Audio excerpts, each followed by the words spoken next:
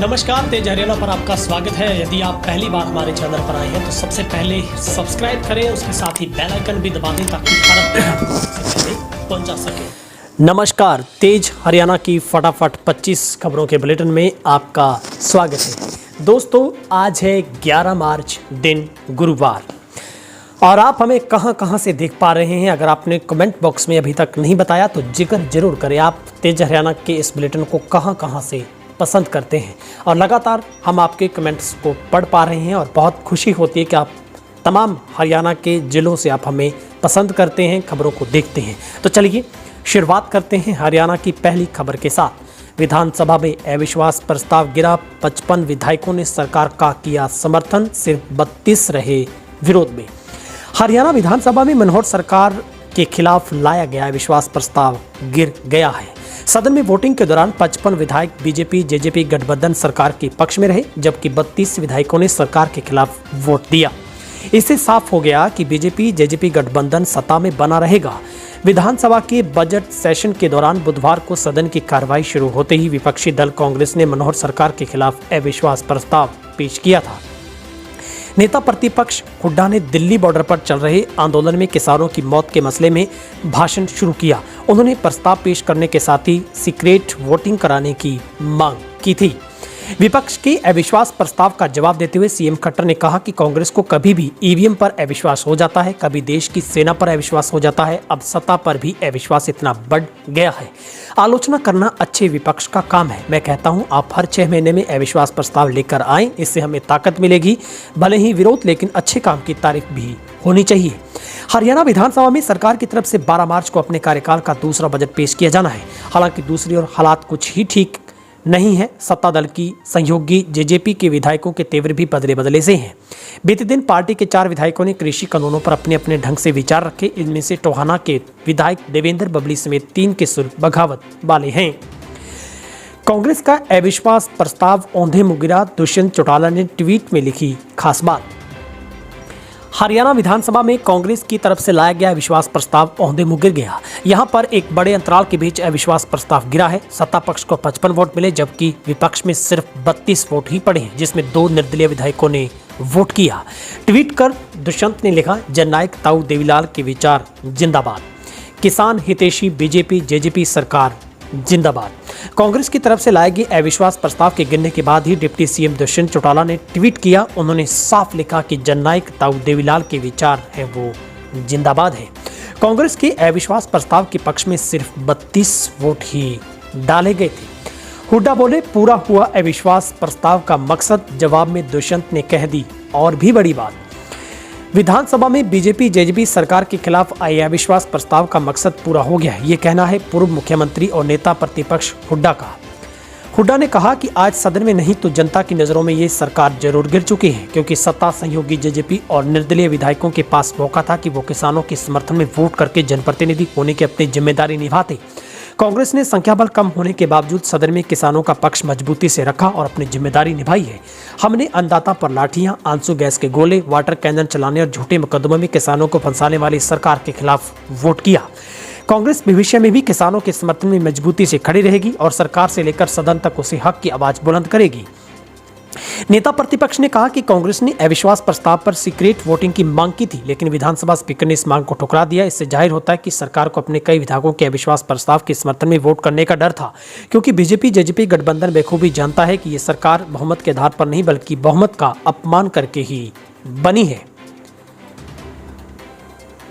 जहां पर इसके जवाब में दुष्यंत चौटाला ने भी कहा कि ये सिर्फ और सिर्फ एक सरकार को बदनाम करने की कोशिश है, बल्कि विश्वास तो हमने जनता में जीता है। फरीदाबाद के होटल में कसीनो खेलते 8 लोग गिरफ्तार, हर बार अलग होटल बुक करते थे सभी लोग। क्राइम ब्रांच सेक्टर 30 प्रभारी इंस्पेक्टर ने फरीदाबाद के सूरजकुंड थाना क्षेत्र में एक होटल के अंदर चल रहे कसीनो का भंडाफोड़ करते हुए 8 आरोपियों को अरेस्ट किया है। आरोपियों में जो भी लोग शामिल हैं उनके खिलाफ थाना सूरजकुंड में जुआ अधिनियम के धाराओं के तहत मुकदमा दर्ज किया गया है। क्राइम ब्रांच सेक्टर 30 को सूचना मिली थी कि जुआ चल रहा है। उच्च अधिकारियों के निर्देशों के मुताबिक क्राइम ब्रांच की टीम ने छापेमारी कर कैसीनो खेल रहे 8 लोगों को गिरफ्तार किया। आरोपियों के कब्जे से 972 चिप टोकन, 40,600 नकद रुपए और 104 ताश के पत्ते व 3 टोकन सेफ बरामद किए गए हैं। खुद को रामविलास पासवान का पीए बता नौकरी दिलवाने के नाम पर 28 लाख रुपए हड़पे। सदर पुलिस कैथल ने एफसीआई पुलिस व अन्य विभागों में सरकारी नौकरी दिलवाने के नाम पर 9 व्यक्तियों से 28.5 लाख रुपए हड़पने के आरोप में 4 व्यक्तियों के खिलाफ मामला दर्ज किया है। इसमें एक व्यक्ति स्वयं को पूर्व केंद्रीय मंत्री रामविलास पासवान का पीए बताता था। पुलिस को दी शिकायत में बरटा गांव के दिलबाग ने आरोप चढ़ा है कि वे एफसीआई में ठेकेदार के अंतर्गत पल्लेदार का काम करता था। उन्होंने बताया कि जनकराज निवासी ग्राम गाजूवाला जिला फतेहाबाद के ओमबीर निवासी ग्राम सामन जिला रोहतक उसके रिश्तेदार हैं। उन्होंने कहा कि वे युवाओं को एफसीआई में पक्की नौकरी दिलवाते हैं।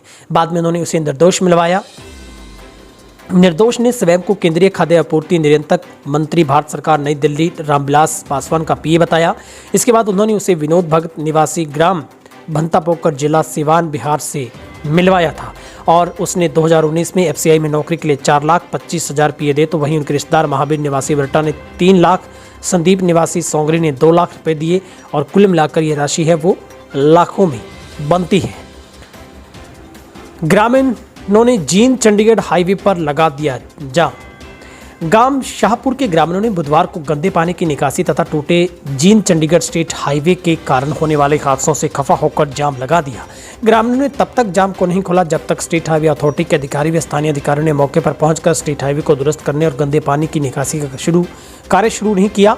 लगभग 3.5 घंटे लगे जाम के कारण यात्रियों व वाहन चालकों को काफी परेशानियों का सामना करना पड़ा।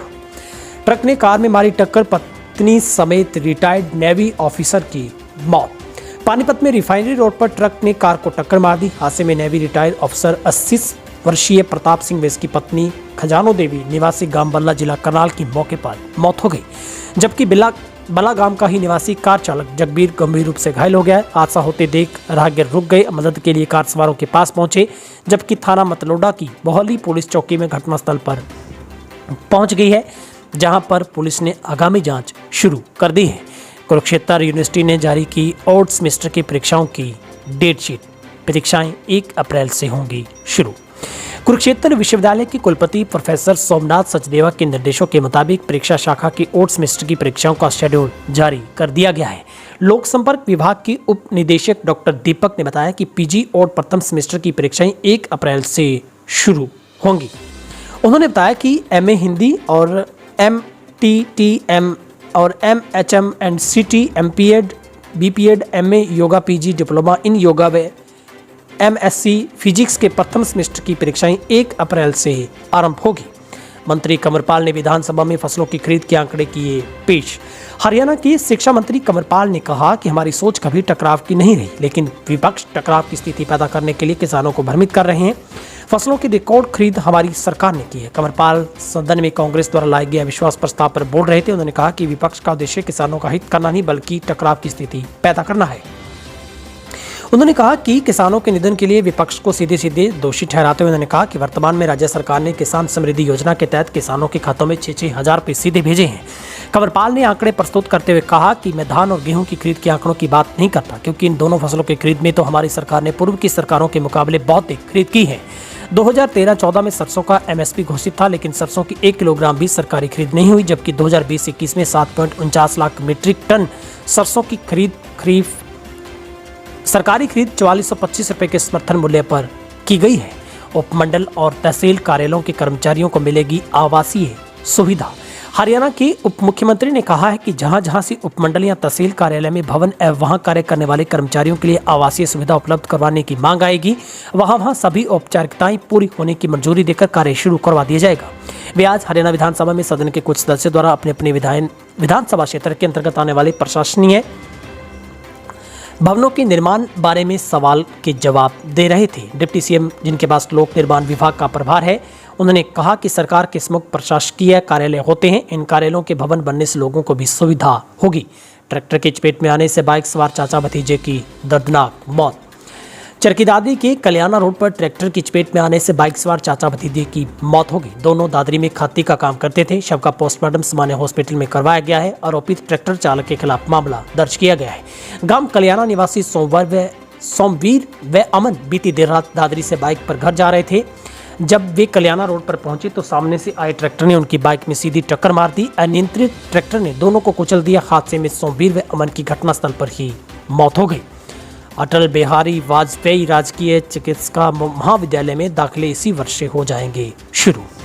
हरियाणा के स्वास्थ्य मंत्री अनिल विज ने कहा है कि फरीदाबाद के छायनसा में बनाए जा रहे अटल बिहारी वाजपेयी राजकीय चिकित्सा महाविद्यालय में दाखिले इसी वर्ष से शुरू हो जाएंगे। विज ने हरियाणा विधानसभा के बजट सेशन के दौरान एक प्रश्न के उत्तर में बोलते हुए कहा कि महाविद्यालय में 100 सीटों में दाखिला होगा।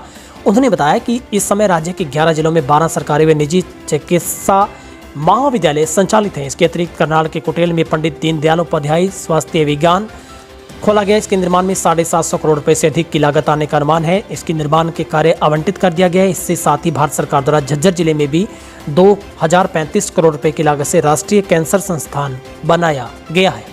स्वास्थ्य मंत्री ने कहा कि प्रदेश में स्वास्थ्य सेवाओं के उन्नयन के लिए सरकार संकल्पबद्ध है, जिसके चलते राज्य के 6 जिलों नामपत, भिवानी, जींद, महेंद्रगढ़, कैथल, सिरसा और यमुनानगर में नए चिकित्सा महाविद्यालय स्थापित किए जा रहे हैं। 15 मार्च तक कृषि विभागों को पूरा करना होगा क्रॉप बुकिंग का काम। मेरी फसल मेरा ब्यौरा पोर्टल पर पंजीकृत हुई फसलों की वेरिफिकेशन के लिए कृषि विभाग ने क्रॉप बुकिंग की प्रक्रिया शुरू कर दी है, जिसके अंतर्गत अब तक 46,700 एकड़ भूमि में उगी फसल की क्रॉप बुकिंग की जा चुकी है।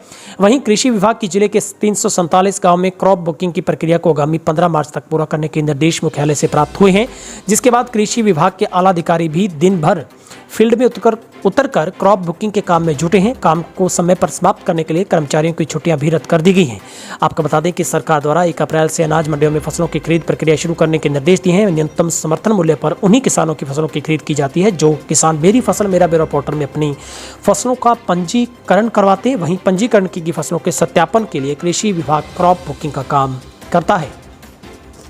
विधानसभा परिसर में सैद विधायकों की हरियाणा के सीएम को घेरने की कोशिश, सुरक्षा घेरे में निकल गए मनोहर।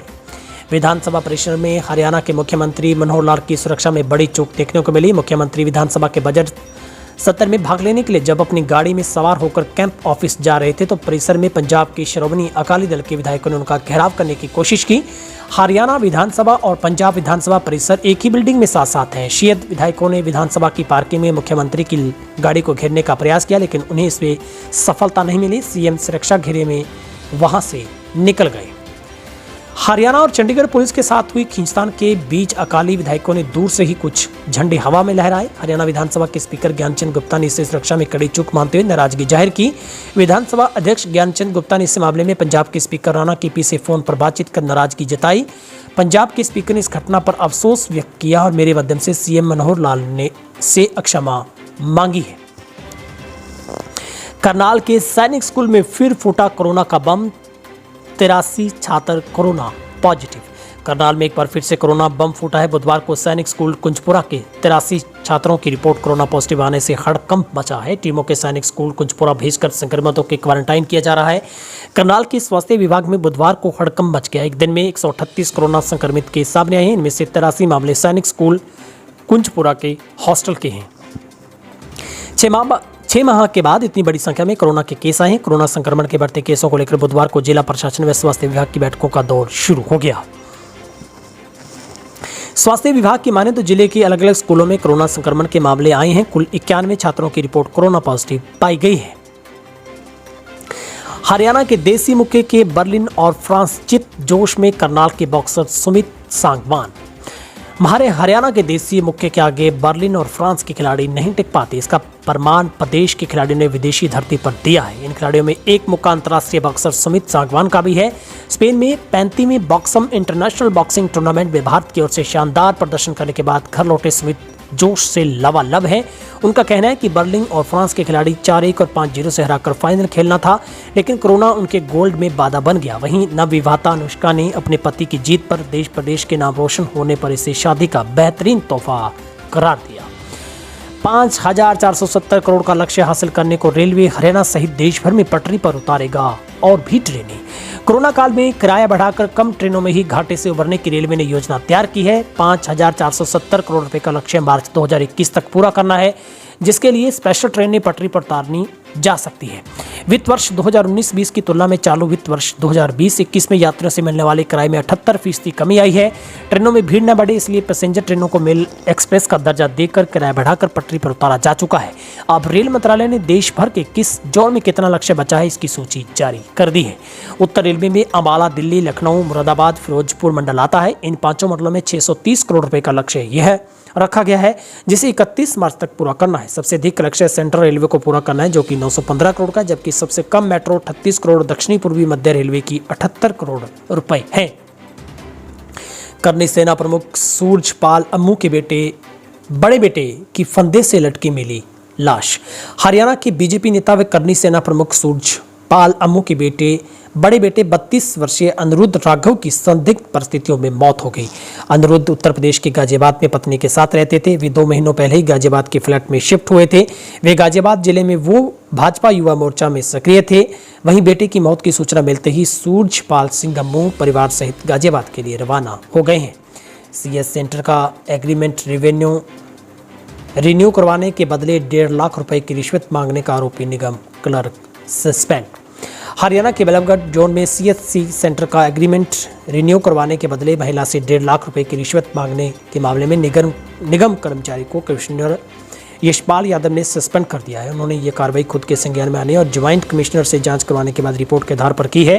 कहा तो यहाँ तक जा रहा है कि जब मामला कमिश्नर के पास पहुंचा तो कर्मचारी ने महिला से लिए पैसे सोमवार को ही वापस कर दिए थे। बता दें कि बल्लभगढ़ में मोहना रोड यादव कॉलोनी निवासी रीतू सिंघल नगर निगम की बिल्डिंग में वर्ष 2018 से CS सेंटर चलाती है। 6 साल पहले रॉकी मित्तल ने जो बत्ती जज के मुंह पर दे मारी थी, उसी की तलाश में जयपुर जाएगी कैथल की पुलिस।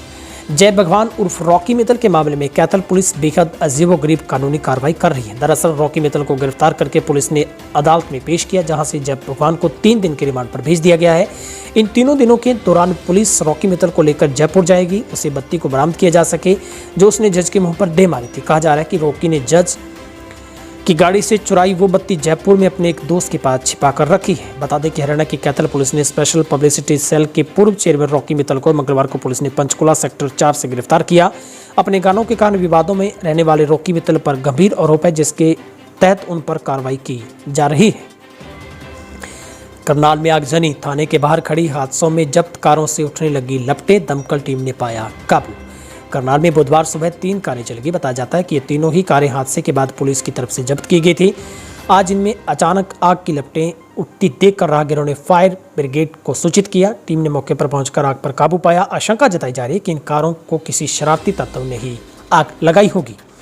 कृषि विभाग का मौसम बुलेटिन भी जारी। पानीपत में 10 से 14 तक बारिश व ओलावृष्टि की आशंका। पानीपत कृषि विज्ञान केंद्र की ओर से जारी किए गए मौसम बुलेटिन के अनुसार 10 से 14 मार्च तक मौसम परिवर्तनशील बना रहेगा। पूर्वी हवाओं के चलने से 10 से 14 मार्च तक चमक गरज के साथ बारिश, ओलावृष्टि और तेज हवाओं के चलने की संभावना है। अगले 5 दिनों में अधिकतम तापमान 31, न्यूनतम तापमान 16 डिग्री सेल्सियस रहने का भी अनुमान है। गोपाल कांडा ने किया सरकार का समर्थन, अविश्वास प्रस्ताव को बताया ढकोसला। सिरसा के विधायक एवं हरियाणा लोकहित पार्टी के अध्यक्ष गोपाल कांडा ने सरकार का समर्थन किया है। उन्होंने विधानसभा में अविश्वास प्रस्ताव पर चर्चा के दौरान गोपाल कांडा ने यहां तक कहा कि ये प्रस्ताव एक सिर्फ ढकोसला, मेरे खून में वफा है, जिसका साथ दिया उसे निभाया। देश का किसान समझदार है, उसे बरगलाया नहीं जा सकता। सिरसा के किसान का मेरे सभी वर्गों ने मुझे चुनकर विधानसभा में भेजा है। कांडा ने कहा कि किसान आंदोलन में कुछ काली भेड़ें शामिल है। इनेलो और कांग्रेस के लोग निजी स्वार्थों के चलते किसानों को बरगला रहे हैं। किसानों के नाम पर राजनीति नहीं होनी चाहिए। सीएम खट्टर के बहाए आंसुओं पर शकुंतला गटक ने कसा तंज, बोली गडियाली आंसू बहाना ठीक नहीं। हरियाणा विधानसभा सेशन के तीसरे दिन सदन की कार्रवाई के दौरान मुख्यमंत्री भावुक हो गए थे। कल उन्होंने कहा कि कल शायद आप सो नहीं पाए क्योंकि कांग्रेस महिला विधायक ट्रैक्टर खींच रही थी, जबकि पुरुष विधायक उस पर बैठे थे। इसी का जवाब देते हुए आज कांग्रेसी विधायक शकुंतला गटक ने सीएम मनोहर लाल खट्टर पर तंज कसते हुए कहा कि उन्होंने गडियाली आंसू बहाए हैं। उन्होंने कहा कि मैं किसी पुरुष से कम नहीं हूं। बता दें कि खट्टर ने कहा था कि अंतर्राष्ट्रीय महिला दिवस को पूरी दुनिया ने बड़े अच्छे ढंग से मनाया, लेकिन इस दिन कांग्रेस महिला विधायक ट्रैक्टर खींच रही थी, जबकि हुड्डा और डॉक्टर रघुवीर का ध्यान ट्रैक्टर पर बैठे थे। महिला विधायकों के साथ बंधुआ मजदूरों जैसा व्यवहार किया गया। नेता प्रतिपक्ष भूपेंद्र सिंह हुड्डा बोले, पूरा हुआ विश्वास प्रस्ताव का मकसद। पूर्व मुख्यमंत्री और नेता प्रतिपक्ष हुड्डा ने विधानसभा में बीजेपी जेजेपी सरकार के खिलाफ आए अविश्वास प्रस्ताव का मकसद पूरा हो गया, ये बयान उन्होंने जारी किया है। सदन में नहीं तो जनता की नज़रों में जरूर सरकार गिर चुकी है, क्योंकि सत्ता सहयोगी जेजेपी और निर्दलीय विधायकों के पास मौका था कि वो किसानों के समर्थन में वोट करके जनप्रतिनिधि होने की अपनी जिम्मेदारी निभाते। अवैध शराब कारोबारियों का हुआ भंडाफोड़, पुलिस ने आरोपियों को किया गिरफ्तार। लगातार अम्बाला पुलिस और आबकारी विभाग की तरफ से सफलता अर्जित की जा रही है। आपको बता दें कि पुलिस ने नकली शराब बनाने वाले गिरोह का भंडाफोड़ कर भारी मात्रा में अवैध शराब बरामद की है। साथ ही अवैध शराब का कारोबार चलाने वाले 3 लोगों को भी मौके से गिरफ्तार किया गया है। सड़क हादसे में कार में जिंदा जला फैक्ट्री का मालिक। रोहतक जींद रोड पर देर रात ड्रेन नंबर 8 के पास रिटर्स कार अनियंत्रित होकर पेड़ से टकरा गई। हादसे में कार में आग लगने से रामनगर कॉलोनी निवासी 35 वर्षीय झुलसने के कारण मौत हो गई। राजीव की टटोली गांव में गत्ता फैक्ट्री है। पुलिस के अनुसार कार का सेंट्रल लॉक लगा हुआ था, इस कार राजीव अपनी जान बचाने के लिए कार से बाहर नहीं निकल पाई। राहगीरों ने मामले के बारे में पुलिस को सूचित किया था।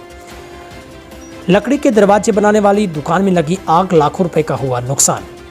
गोहाना बड़ौदा रोड पर लकड़ी के दरवाजे बनाने वाली दुकान में अचानक आग लगी, जिस कारण दुकान में रखा लाखों का सामान व मशीनें जलकर राख हो गई। आग की सूचना दुकानदारों को व पड़ोस में रहने वाले लोगों ने दी। वहीं दुकानदारों ने मौके पर पहुंचकर फायर ब्रिगेड को सूचना दी गई।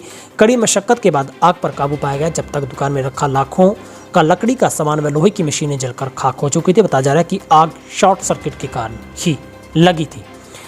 वहीं पर हरियाणा में अविश्वास प्रस्ताव के बाद किसानों को बड़ा झटका, जहां पर लगातार पिछले 2 दिनों से किसान तमाम विधायकों के घर पर जाकर झोली फैलाकर वोट की अपील कर रहे थे। अविश्वास प्रस्ताव को सहमति देने की बात हो रही थी, लेकिन विधानसभा के सदन में खट्टर सरकार की बड़ी जीत हुई है और एक तरीके से जिस तरीके से फ्लोर के ऊपर एक बड़ी कामयाबी बूस्टर के साथ जेजेपी बीजेपी की सरकार उठी, उससे किसानों की भी तमाम उम्मीदें टूट गई हैं। अब देखना होगा आगे आगे होता क्या है। आप सबसे भी एक सवाल है, आपको क्या लगता है विधानसभा सदन में जिन 55 विधायकों ने जो भूमिका सरकार के पक्ष में निभाई, सही है वो अपनी जगह पर? किसान ही गलत थे जो अविश्वास प्रस्ताव लेकर आए? क्या वो अपनी रोटी सेकना चाहते थे, वो स्वाद साधना चाहते थे? तमाम सवाल हम आपके कमेंट बॉक्स में देखेंगे। आप सबका दिन शुभ रहे। बहुत बहुत शुक्रिया।